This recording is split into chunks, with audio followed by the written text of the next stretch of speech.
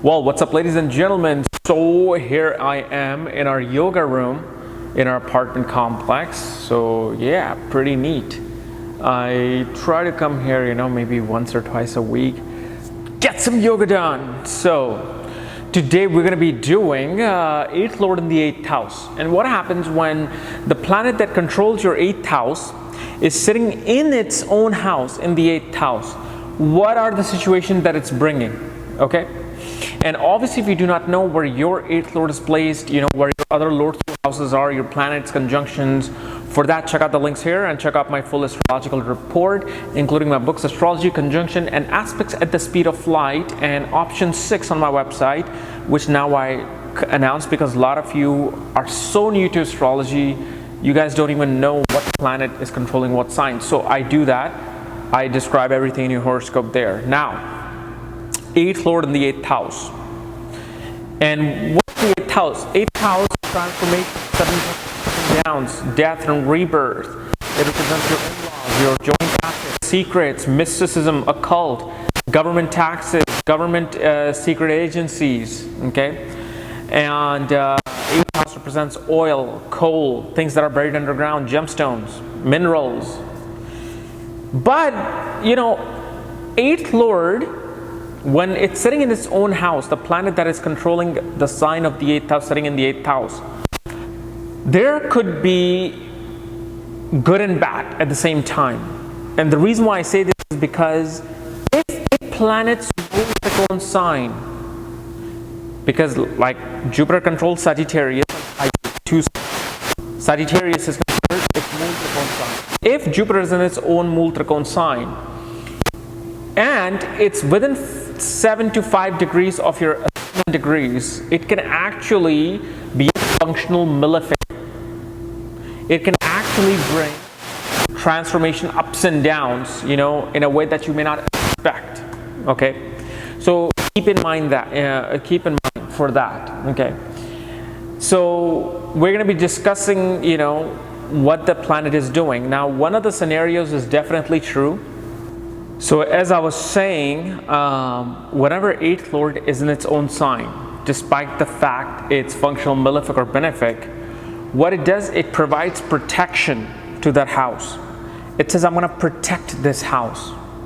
And only in very careful, degree calculated way can that protection be taken off. Okay?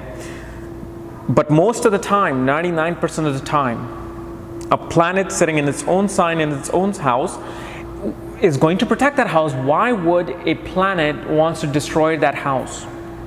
It's like you sitting in your own house and banging the wall. There got to be something wrong with that planet.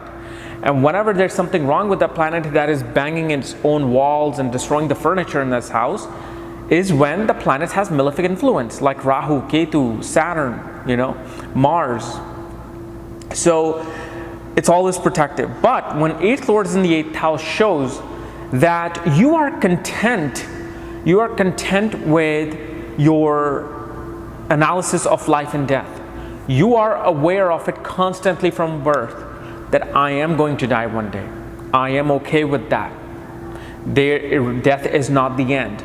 So a planet here shows you that the 8th house is one of your most confident aspect of life.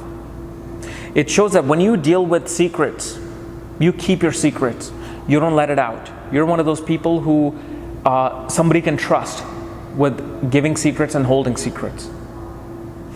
This house represents that you get transformed. You get transformed and you love being transformed through sex, through things that are so mysterious and hidden from the world that you must dive into it in order to feel content. So everything that the house that I represented, that I told you about, that the 8th house represents in your horoscope, what this Lord in his own house is doing is simply just giving protection and giving you consistency with what it rules. And it shows that, your relationship with in-laws, your joint assets, everything is somehow protected. It doesn't get disturbed. The sudden ups and downs that come, you are protected from it. Even if it's a functional malefic, and you go through the Mahadasha of it. Let's say if Jupiter is at 10 degrees Sagittarius, your ascendant is at 10 degrees.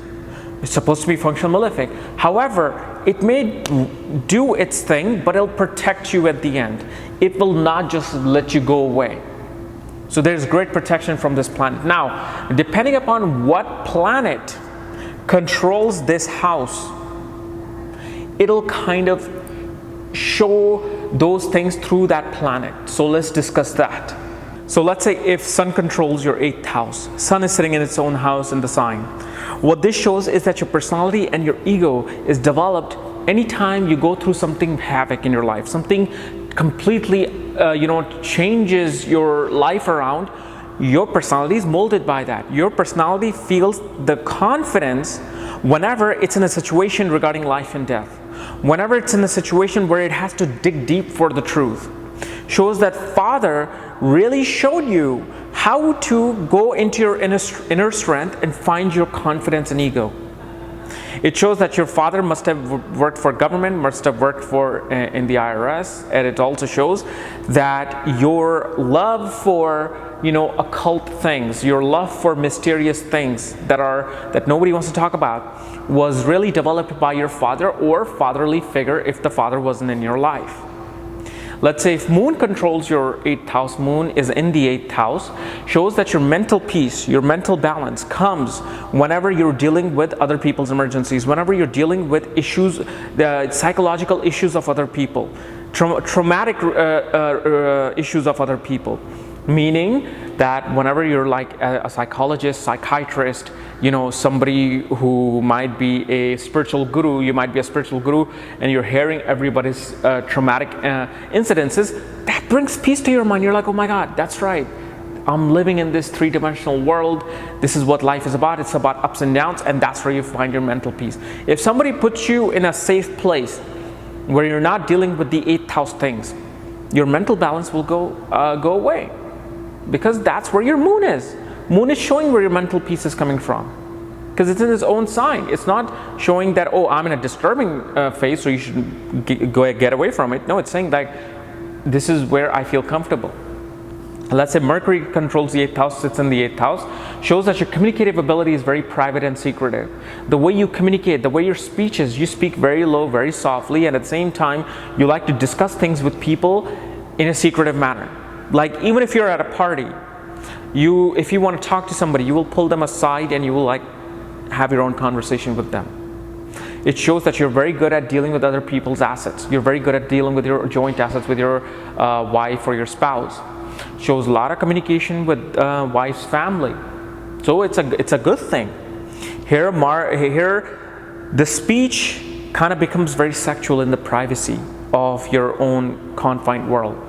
And sexual activities have to take a mystical and magical role for you to feel satisfied.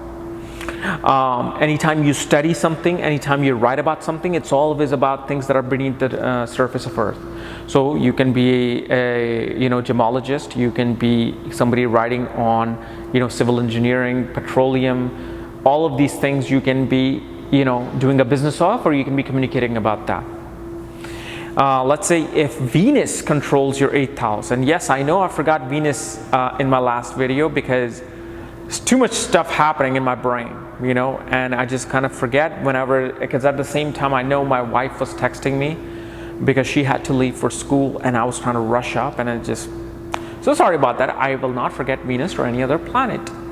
So Venus controls your 8th house, it's in the 8th house, shows that your ability to form relationship with your spouse or with any person where you can feel a romantic connection with them will happen in secrecy, will happen in privacy. You will feel far more comfortable discussing your romantic things in a private, homely setting than going out in a club. You're one of those people who will go to a restaurant and likes to sit in the corner with your special someone and like to discuss romantic life in a privacy and in a very quiet, darker place. You're very sexual, extremely sexual. But at the same time, the sexuality must have involvement of romance. You can't just be a prostitute or a male prostitute and feel like, hey, this is my Venus. No. Venus, if it's a known sign, it wants to experience love. and then the sexual part comes into play, and shows that your spouse's family will be very affectionate towards you. They will provide you with the luxury that you want, that you need, and at the same time you will find treasure in secret places. You will suddenly find treasure in your life, because 8th house is the house of treasure. Venus represents treasure. Venus represents luxurious things. So suddenly you will get married, suddenly you will find fame, suddenly you will find luxurious life in your own life. Let's say if Mars controls the 8th house, sits in the 8th house. Sorry guys, I had to move out because people started coming in the yoga room. So anyway, as I was saying, if Mars is in the 8th house and Mars controls the 8th house, what this shows, that person becomes this lawyer or this detective of secrecy. Somebody has the capacity to go dig deep into things and bring try to research about them. Shows you can be a detective because you have the ability to see blood. You have the ability to deal with gore things, which Mars represents, because it's a soldier. Soldier has to see gory things. You can be a government agent. You can be into research of petroleum. You can be in a research of civil engineering, because Mars represents engineering, okay, of any kind. Sexually, this is a very, very intense Mars. Like, there has to be a lot of physical, sexual energy in a marriage in order for this Mars to feel energized. Your energy, because remember, Mars is your energy, your power. Your power comes through sex. You use sex as your ability to gain power. Some of those women who will have sex with their bosses and executives just to move up to the company. This could very well be one of those women who hold the capacity to use sex and transform their own life with this energy. Okay, but at the same time, Mars represents sharp objects.